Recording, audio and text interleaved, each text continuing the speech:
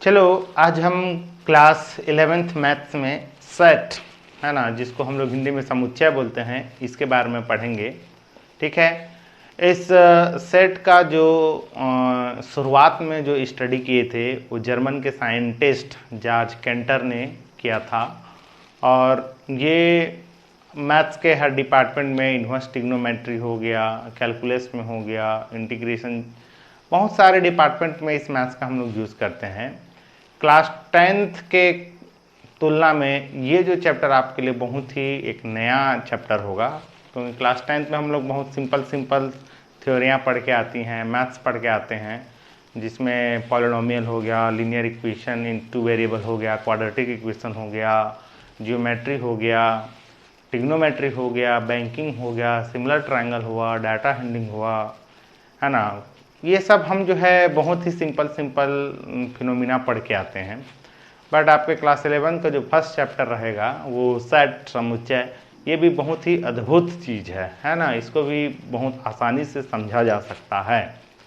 तो स्टार्ट करते हैं कि सेट क्या होता है। ठीक, तो यहाँ पर इस समुच्चय को समझने के लिए हम एक विशेष एग्जाम्पल का सहारा लेंगे। हाँ, सेट जो होता है एक कलेक्शन होता है, कलेक्शन यानी संग्रह, है ना। तो क्या चीज़ का संग्रह है, क्या चीज़ का कलेक्शन है? तो ऐसे चीज़ का कलेक्शन है वो जिसका आंसर यूनिक हो, यूनिक, है ना, वेल डिफाइंड हो, सुपरिभाषित हो, है ना, ऐसे चीज़ का एक कलेक्शन है। अच्छा, अब ये लैंग्वेज आपको समझ नहीं आ रहा है, मैं एक एग्जांपल बता रहा हूँ। अगर मैं बोलूँ कि मुझे 5 नेचुरल नंबर चाहिए, है ना, प्राकृत संख्या चाहिए, तो अगर इस क्वेश्चन को मैं किसी एक स्टूडेंट से पूछता हूँ तो 5 प्राकृत संख्या बताएगा, जरूर बताएगा। क्या क्या बताएगा? 1 2 3 4 5, चलो बताया ये। लेकिन इसी क्वेश्चन को चलो मैं दूसरा पर्सन को पूछता हूँ, है ना, तो वो 1 2 3 4 5 बताया जरूरी नहीं है। वो क्या बोल सकता है? 5 10 15 20 25 भी बोल सकता है, बट वो भी आंसर राइट है। समझ रहे हैं बात को? उसके बाद अगर मैं और किसी पर्सन को पूछूंगा तो कोई बोलेगा 10 20 30 40 50, ये भी तो 5 रेशनल नंबर उन्होंने बताया। तो मेरे जो क्वेश्चन का जो आंसर है, मैं किस आंसर को मैं कलेक्ट करके रखूं, है ना, कि ये आंसर ही जो मैंने क्वेश्चन पूछा इसका आंसर एग्जैक्ट यही है। तो इसके बहुत सारे आंसर मिले मुझे, है ना, कि 5 नेचुरल नंबर बताओ बोला तो नेचुरल, है ना, बहुत सारे आंसर मिले। और इसमें फर्स्ट मिला मुझे 1 2 3 4 5 मिला। सेकंड में 10 20 30 40 50, और चलिए किसी पर्सन को पूछा तो 100 2 4, इस तरह से कुछ भी बोल देगा, कुछ भी इस तरह से। तो ये भी 5 नेचुरल नंबर है, ये भी 5 नेचुरल नंबर है, ये भी 5 नेचुरल नंबर है। आप इस तरह से आप कितने और समझ सकते हैं, आप इमेजिन कर लीजिए। तो एक क्वेश्चन के जो आंसर हैं लगभग इसमें अरबों मिलेंगे, इन्फिनिटी आंसर मिलेंगे। हम किसी आंसर को हम सर्टिफिकेशन के लिए हम नहीं रख सकते कि नहीं भाई इस क्वेश्चन का आंसर यही है। ठीक है, तो हम चलो अब मैं इसी क्वेश्चन को कुछ रेस्ट्रिक्शन के द्वारा पूछ रहा हूं। रेस्ट्रिक्शन का क्या मतलब है कि 5 आपको नेचुरल नंबर बताना है ना, प्राकृत संख्या बताना है जो 1 से क्या हो, ग्रेटर हो, ग्रेटर बड़ा हो, तथा 7 से क्या हो, छोटा हो। ये क्वेश्चन वही है, मैं बस थोड़ा सा रेस्ट्रिक्शन में डाल दिया। तो यहां पर 1 से बड़ा यानी 2 हो गया, 3 हो गया, 4 हो गया, 5 हो गया, 6 हो गया, ठीक है ना। लेकिन 7 से छोटा होना चाहिए, तो हम 8 को नहीं लिख सकते। तो यहां पर 5 नेचुरल नंबर हमको मिल गया। अब मैं इस क्वेश्चन को दुनिया के किसी भी कोने में मैं अगर ले जाता हूं कि आपको 5 नेचुरल नंबर बताने हैं जो 1 से बड़ा होगा और 7 से छोटा होगा, तो मुझे आंसर यही मिलेगा, 2, 3, 4, 5 और 6 ही मिलेगा। समझे? तो मैं इस आंसर को मैं कलेक्ट करके रख सकता हूं क्योंकि ये वेरी नहीं होने वाला आंसर है। और पहले के क्वेश्चन में क्या था, 5 नेचुरल नंबर जो वेरी हो सकता था, बट ये क्वेश्चन ऐसा क्वेश्चन है जिसका आंसर वेरी नहीं हो रहा है, यूनिक आंसर है। समझे? तो इस यूनिक आंसर में जो भी डेटा आए हैं, है ना, जो भी डेटा है, क्लियर है, इसको मैं एक सेट बोल सकता हूं। और जो यूनिक डेटा होते हैं, जो एलिमेंट्स होते हैं, उसको हम इस तरह से ब्रैकेट में अगर लिख देते हैं तो इसी को हम लोग बोलते हैं सेट। सेट्स हो गया, है ना, जिसको हम लोग क्या बोलते हैं, समुच्चय। क्लियर है? जैसे एक चीज और बता रहा हूं कि एक एग्जांपल में ऐसा बोल दिया कि आपका बेस्ट बल्लेबाज कौन है। क्वेश्चन वही है। अगर इस पर्सन को हम लोग अगर पूछें पूरा इंडिया में घुमा के, है ना, या इंडिया से हम लोग कहीं बाहर भी चले जाएं, अमेरिका में भी जाएं, ऑस्ट्रेलिया में भी चले जाएं, है ना, दूसरे विदेश में भी अगर जाके पूछें, तो क्या आपको लगता है कि इसका आंसर यूनिक होगा?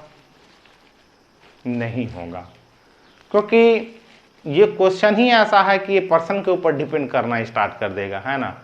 हम लोग पूरा विदेश क्यों जाएं, हम लोग अपने ही क्लास में 4 पर्सन से अगर हम लोग पूछना शुरू करें कि आपका बेस्ट बल्लेबाज कौन है, तो कोई बोलेगा विराट, कोई बोलेगा रोहित, तो कोई बोलेगा धोनी, इस तरह से, है ना, उसके डिफरेंट डिफरेंट आंसर हमको मिलना स्टार्ट हो जाएगा।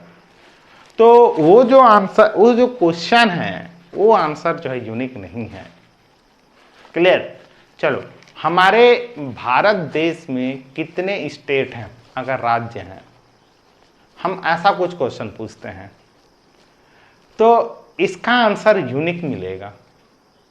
समझे ना? जितने राज्य हैं उतने ही रहेंगे। कोई तो नया राज्य 30वां नंबर या 31वां नंबर का राज्य तो नहीं बना सकता, है ना। जितने 28, 29 हैं उतने ही रहेंगे वो। क्लियर है? तो वो जो क्वेश्चन है उसका आंसर क्या रहेगा, यूनिक रहेगा। क्लियर है? तो जो यूनिक आंसर होते हैं, है ना, तो उसको हम इस तरह से ऐसे ब्रैकेट में ऐसा लिख देना। इस पैटर्न को हम लोग क्या बोलते हैं, सेट बोलते हैं, है ना। यूनिक आंसर यानी सुपरिभाषित वेल डिफाइंड टर्म्स को हम लोग क्या कहते हैं, सेट कहते हैं। क्लियर है? तो चलिए इसका हम लोग क्या करते हैं, डेफिनेशन लिख लेते हैं। निश्चित हो, देखिए, यानी वस्तुओं के सुपरिभाषित वेल डिफाइंड कलेक्शन को समुच्चय कहते हैं। और यहाँ सुपरिभाषित का अर्थ किसी वस्तु के संदर्भ में लिया गया एक डिसीजन निश्चित हो।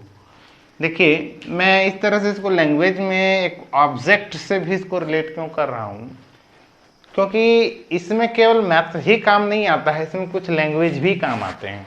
जैसे मैं ये भी बोला था कि हमारे भारत में कुल कितने स्टेट हैं, तो ये तो लैंग्वेज वाला हो गया ना क्वेश्चन, हमारे मैथ्स से रिलेटेड नहीं है, है ना। तो ये हर क्षेत्र में बोला ना काम आता है। तो अगर मैथ्स से रिलेटेड हम लोग अगर वेल डिफाइंड का अगर डेफिनेशन लिखना चाहें, है ना, अकॉर्डिंग टू मैथमेटिक्स, ठीक, तो वेल डिफाइंड का मीनिंग हो गया किसी क्वेश्चन का जो आंसर है वो यूनिक हो, है ना, किसी क्वेश्चन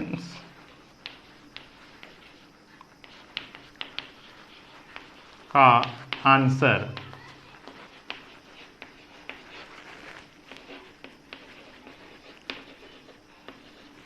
यूनिक हो। ठीक है, ये हमारे सेट्स के कुछ क्या है डेफिनेशन हो गए। तो ये हो गया।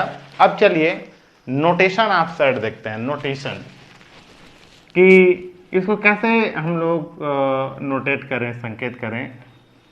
Notation of set. अब सुनिए, नोटेशन ऑफ सेट का मतलब क्या है। जैसे आपको बोला जाए कि नेचुरल नंबर को किससे रिप्रेजेंट करते हैं, किससे नोटेट करते हैं, तो आप बोलते हो कैपिटल एन, है ना। जो होल नंबर होता है उसको डब्ल्यू से, जो इंटीजर होता है उसको आई या कभी कभी जेड से भी करते हैं। तो इस तरह से जो नंबर, जो रियल्स नंबर होते हैं उसको हम लोग आर से, तो इस तरह से जो नंबर होते हैं वो सब नंबर के क्या रहते हैं, नोटेशन रहता है, समझे ना। तो एज इट इज हम सेट को भी नोटेशन संकेत के रूप में लिखना चाहते हैं। तो सेट को हम संकेत के रूप में हम कैसे लिखते हैं, तो ये अंग्रेजी वर्ड के कैपिटल लेटर, ठीक है ना, ए बी सी डी, इस तरह से हम लोग इसको रिप्रेजेंट करते हैं। अच्छा सुनो, और जो रहेंगे, जो एक डेटा का जो कलेक्शन होगा, इन दो ये सिंबल के बीच में जो रहेगा वही कहलाएगा सेट। समझ आया, इस तरह से। और यहां पर कुछ एलिमेंट होंगे, एलिमेंट, एलिमेंट का मतलब अवयव। क्लियर है। तो चलिए मैं आपको एक फिर से एक क्वेश्चन यही पूछ रहा हूं कि 5 नेचुरल नंबर बताना है जो 1 से बड़ा है और बराबर होगा, और 5 से बड़ा और क्या है, बराबर होगा। तो आप लोग जो आंसर मुझे दोगे 1 2 3 और 4 और क्या दोगे 5, और ये सब नेचुरल नंबर है, तो ये चेंज नहीं होगा, ये ब्रैकेट बंद, और यह एक सेट है और इसको हम इक्वल से रिप्रेजेंट कर देंगे। मतलब नोटेशन का मतलब ये है। क्लियर है। तो चलिए ये क्या हो गया, नोटेशन आप क्या हुआ, सेट। इसको इंग्लिश के capital letter A B C D से रिप्रेजेंट करेंगे, नोट करेंगे, संकेत दिया जाएगा। अब एक होता है रिप्रेजेंटेशन ऑफ सेट, है ना। तो इस समुच्चय का निरूपण को देखिए आप लोग। मैं किसी भी लैंग्वेज को 2 तरीके से बोल सकता हूं, है ना। किसी भी लैंग्वेज को कितने तरीके से बोल सकते हैं, 2 तरीके से बोल सकते हैं। वो कैसे कैसे तरीका है, तो इधर देखिए एक मैं एग्जांपल दे रहा हूं कि मैं यहां ये बोला a इज इक्वल टू 1 बोला, 4 बोला, 9 बोला और 16 बोला, और ये क्या बोला 25 बोल दिया, और ये सेट है। यानी ऐसा क्वेश्चन मैं पूछा हूं कि ये सब, उसके आंसर में ये सब एलिमेंट आए। समझ आ गया ना, उसके आंसर में ये सब क्या है, एलिमेंट आए, और इससे ज्यादा नहीं आ पाए। तो ये क्या हो गया, एक सेट के टर्म में हो गया। तो क्या मैं इसको एक लैंग्वेज के टर्म में भी लिख सकता हूं क्या, कैसे लैंग्वेज के टर्म में, उसको देखिए।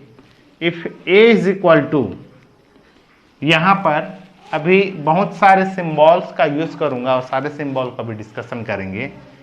मैं ओ एक्स को लूंगा इस सेट के अंदर में, ओ एक्स ऐसे एलिमेंट हैं।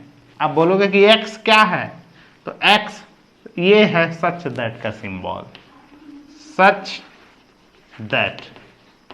सच दैट का हिंदी में ऐसा है कि। तो इस सेट के अंदर में x को लूंगा, तो x क्या है बोलोगे, तो सच दैट x ऐसा है कि, आगे यहां कमांड लिखा जाएगा। तो x क्या है बोलने से मैं बोला x जो है n स्क्वायर है। फिर यहां डाउट हो गया कि n क्या है, तो n का मैं बता दिया कि n एक नेचुरल नंबर का सदस्य है। अब देखिए, अभी इसका मैं मीनिंग पहले बता रहा हूं। इसको बोलते हैं बिलोंग्स टू, बिलोंग्स टू का सदस्य है, का सदस्य है ये। तो इस बिलोंग्स टू का मीनिंग समझिए थोड़ा सा, फिर आगे हम लोग इस एग्जांपल को और चर्चा करेंगे। ये एक मान लीजिए नेचुरल नंबर बोल दिया, ये नेचुरल नंबर है, तो नेचुरल नंबर में क्या आएगा 1 2 3 4 5 6, बहुत सारे नहीं आएंगे क्या, तो ये 1 कौन है? तो इस नेचुरल नंबर के अंदर से बिलोंग्स करता है क्या? बिलोंग्स यानी सदस्य है क्या? यानी नेचुरल नंबर का अंदर में जितने भी नंबर हैं वो सब सदस्य हैं इस n नेचुरल नंबर के, प्राकृत संख्या के। तो अगर एक नेचुरल नंबर का सदस्य है तो मैं ऐसा लिखूंगा, एक सदस्य है नेचुरल नंबर का। क्या -1 नेचुरल नंबर का सदस्य है क्या? नहीं है, इसलिए हम ऐसा काट देंगे इसको, क्योंकि नेचुरल नंबर है -1 नहीं आता। तो मान जाए एक फैमिली की बात करें तो एक इस फैमिली का जो है ये है ना, इसको हम लोग F से जानते हैं, और इसके अंदर में ना चलिए 5 फैमिलियर्स हैं, ये A B C D और E, इस पर्सन के जो नाम हैं वो A B C D E है। तो A जो पर्सन है क्या इस F का बिलोंग्स करता है, यानी F का सदस्य है? तो हाँ है। B जो है वो F का सदस्य है? तो है। देखो हिंदी में लिखा कितना बड़ा होता है, A F का सदस्य है, लेकिन नहीं, A F का सदस्य है, E छोटा सा सिंबल कर। अच्छा, यहां पर एक बाहर में एक बंदा था G, तो ये G इस फैमिली के अंदर में नहीं आता है, तो मैं लिखूंगा G does not belongs to F। यानी सिंबल का मीनिंग आपको समझ में आ गया होगा, है ना। तो यहां देखिए कि X क्या है, X सच दैट, ऐसा है कि X क्या है, वो N का स्क्वायर है X। अब बोलोगे N नया चीज आ गया, तो N क्या है? नेचुरल नंबर है। लेकिन एक और टर्म्स आ जाएगा कि ये जो नेचुरल नंबर है वो 1 के इक्वल है और बड़ा है और 5 से बराबर और छोटा है। ये तो सुनो, यहां पर n के क्या है, ये n क्या है? नेचुरल नंबर होना चाहिए जो 1 के बराबर है और 5 के बराबर है, और 1 से बड़ा भी हो सकता है और 5 से छोटा भी हो सकता है। तो क्या क्या आ सकता है? चलो n को पहले आप डिसाइड कीजिए, तो n को डिसाइड कीजिए, तो 1 आ सकता है क्योंकि 1 के बराबर हो सकता है, और 1 क्या है? नेचुरल नंबर है। 2 आ सकता है, हाँ, क्योंकि नेचुरल नंबर 1 से बड़ा हो सकता है बोला है, 2 नेचुरल नंबर है। तो यहाँ 3 आ सकता है, 4 आ सकता है, 5 आ सकता है, ये सब आ सकते हैं। अब इस n का वैल्यू डिसाइड हो गया, तो अब इस n के जगह में अब 1 रखिए, तो 1 का स्क्वायर क्या हो जाएगा? 1। यानी x क्या आ गया? 1 आया एक ठो। अब चलो 2 रखो, तो 2 का स्क्वायर कितना हो जाएगा? 4। तो x इक्वल टू 4 बन जाएगा। 3 रखो, 3 का स्क्वायर क्या हो जाएगा? 9, और 4 रखो, 4 का स्क्वायर क्या हो जाएगा? 16। 5 रखो, 5 का स्क्वायर क्या हो जाएगा? 25।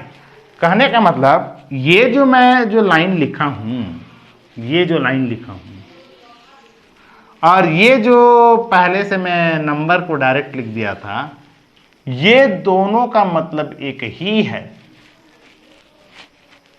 क्यों? क्योंकि आप इसको सॉल्व करोगे तो ये आएगा, तो ये दोनों साइड का मतलब एक है। कहने का मतलब, लेकिन इसका रूफ डिफरेंट है, इसका जो लिखने का जो शैली है वो डिफरेंट है। तो चूंकि आप थोड़ा देखिए, इसको मैं डायरेक्ट में नंबर को अरेंजमेंट करके लिख दिया, टेबुलेट करके लिख दिया, that's why this is tabular form. Tabular, tabular, इसी को हम लोग रोस्टर बोलते हैं। हो गया? हाँ, अब ये क्या है? एक रूल है जैसा लग रहा था, रूल के बेस पर चले। पहला n क्या है, तो रूल नियम कायदे से n को हमने सेटिंग किया, n को फिर इसमें रखा, फिर ये लाया। चूंकि ये रूल टाइप का लग रहा है, इसलिए इसको रूल मेथड, या इससे ये बिल्डअप होता है, निर्माण होता है, इसलिए इसको बिल्डर टर्म भी बोलते हैं, है ना। तो इस टाइप्स के तरीके को हम लोग क्या बोलते हैं? रूल, मेथड और बिल्डर। समझे? तो रिप्रेजेंटेशन ऑफ सेट के 2 टर्म्स होते हैं, है ना। इस चीज को ऐसे भी लिख सकते हैं और ऐसे को ऐसे भी लिख सकते हैं, ठीक है ना। तो इसको हम लोग 2 क्राइटेरिया में फिर से हमने डिवाइड किया। किसी सेट को हम दो टाइप्स के रिप्रेजेंट कर सकते हैं। First tabular or roster form और second rule or builder form. तो इसको भी लैंग्वेज में हम लोग लिख लेते हैं। एलिमेंट ही पालन करते हैं।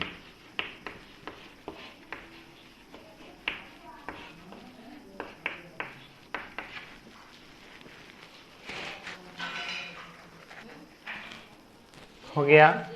और एग्जाम्पल में मैं इसी को लिख देता हूँ, a is equal to x such that x is equal to n square और n is belongs to natural number and 1 से ग्रेटर इक्वल n और ये दिस।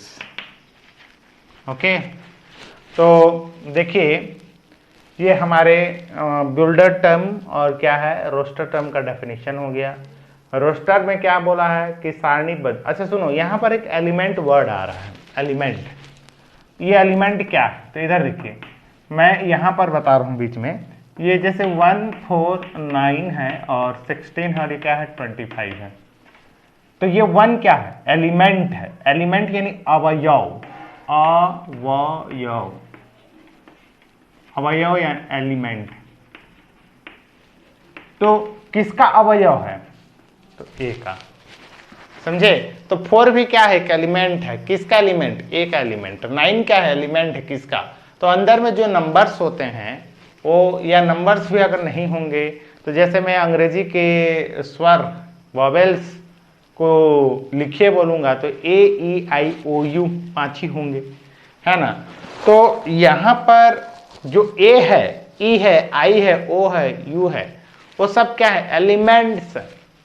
क्लियर है।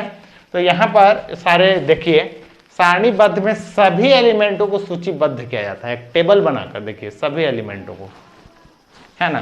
तथा प्रत्येक एलिमेंट के मध्य अल्प विराम, ये कॉमा लगाया जाता है कर इसको ऐसे ब्रैकेट के अंदर लिखा जाता है। तो इस टाइप्स को हम लोग क्या बोलते हैं, रोस्टर या टेबुलर फॉर्म बोलते हैं। और बिल्डर फॉर्म क्या होता है, किसी सेट के सभी एलिमेंट को एक रूल के बेस्ड लिखा जाता है, यानी एक रूल नियम के तहत लिखा जाता है ना। जो सेट के एलिमेंट ही इसको पालन करेंगे और दूसरा कोई नहीं करेगा, यानी इसके अंदर में जो नंबर आएगा वही करेंगे, बाकी बाहर के लोग नहीं कर सकते। क्लियर है ना। तो ठीक है, इस तरह से ये क्या हो गया, हमारे सेट को रिप्रेजेंट करने के कुछ टर्म्स हो गए। अब इसके बाद हम लोग सेट के टाइप्स देखेंगे। चूंकि आज फर्स्ट लेक्चर है तो इसको ज़्यादा लंबा नहीं खींचना है और आपको इसके बारे में सब कुछ समझना है, और जो भी डाउट होता है आप मेरे को पूछिए। क्लियर है। और नेक्स्ट लेक्चर में हम लोग टाइप्स ऑफ सेट पढ़ेंगे, बहुत ही इंटरेस्टिंग है। और मैं तो ये बोलता हूँ कि आप लोग ना क्या बोलते हैं, क्या क्या को सेट को कलेक्शन, जैसे प्राकृत संख्या अगर बोल दिया, नेचुरल नंबर बोल दिया, क्या वो एक सेट है क्या, है ना। तो पूरा नेचुरल नंबर एक सेट है, क्योंकि नेचुरल नंबर अगर बोल देगा तो 1 से स्टार्ट करेंगे जहां तक जाएगा, है ना। तो पूरा नेचुरल नंबर एक सेट है, ठीक। तो इसलिए कभी कभी बोलते हैं नेचुरल नंबर का एक सेट, है ना। अब बोलोगे इंटीजर नंबर, पूर्णांक संख्या क्या एक सेट है, हाँ तो पूर्णांक संख्या का भी एक सेट है, क्योंकि समस्त पूर्णांक संख्या से मतलब दुनिया में जितने पूर्णांक संख्या हैं उतने ही ना आएंगे, उससे ज्यादा तो नहीं आएंगे, तो भी एक क्या है, सेट है ना। हाँ, लेकिन मैं बोलूंगा कि 4 पूर्णांक संख्या लिखिए तो वो एक सेट के अंदर नहीं आएगा, क्योंकि 4 पूर्णांक में हम कुछ भी लिख सकते हैं, ठीक है। तो समस्त प्राकृत संख्या एक सेट है, समस्त पूर्णांक संख्या एक सेट है, एक वास्तविक संख्या यानी रियल नंबर का भी एक सेट होता है। तो जितने भी नंबर होते हैं, होल नंबर अपने आप में क्या होते हैं, सेट होते हैं, पूरा सभी, है ना। जैसे मैं बोलूंगा कि 5 रियल नंबर बताइए, तो ये सेट के अंदर में नहीं आएगा, क्योंकि इसमें बहुत सारे इसके आंसर हो जाएंगे। क्लियर है। तो इस तरह से आपको सेट को अभी समझना है, पढ़ना है और घर में एक नोट्स बनाना है। क्लियर। आज की क्लास इतना करते हैं, नेक्स्ट क्लास में टाइप के साथ मिलते हैं। Thank you.